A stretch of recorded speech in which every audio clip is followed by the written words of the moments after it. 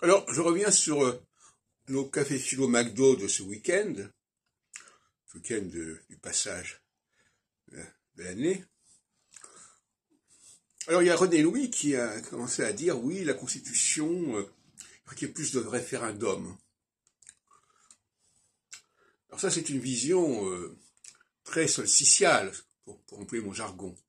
C'est-à-dire, laissons le peuple s'exprimer, vox dei, vox populi, hein. Bon. Et ça, c'est la conception de l'ancienne alliance, on peut dire, pour parler comme Jérémie. Pour la nouvelle alliance, on n'interroge pas le peuple. Le peuple, il est lui-même déterminé. Il y a déjà des structures. Et c'est la nouvelle alliance, c'est l'alliance avec l'astrologie et tout ce qu'il y a de contraignant, non seulement pas tant au niveau individuel, mais au niveau collectif. Et au niveau collectif, justement, on sait par avance quel sera l'esprit du temps à un moment donné pendant une certaine période. Donc on le sait à l'avance, donc c'est pas la peine d'interroger qui que ce soit. Là déjà, au niveau de la science, ça ne tient pas debout. Si je sais comment fonctionnent les sociétés, comment fonctionnent les peuples, j'ai pas besoin de les interroger parce que je sais comment ils fonctionnent. Donc là, il y a une contradiction complètement aberrante.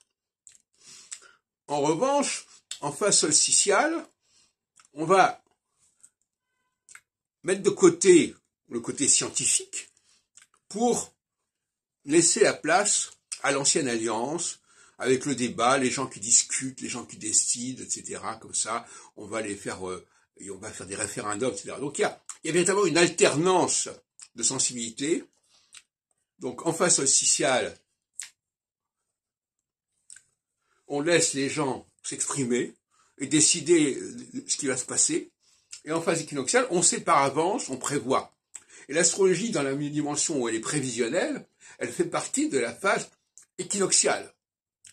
Je rappelle que la phase équinoxiale, c'est lorsque Saturne passe sur l'axe Vierge-Poisson, et la phase solsticiale, lorsque Saturne passe sur l'axe Gémeaux-Sagittaire.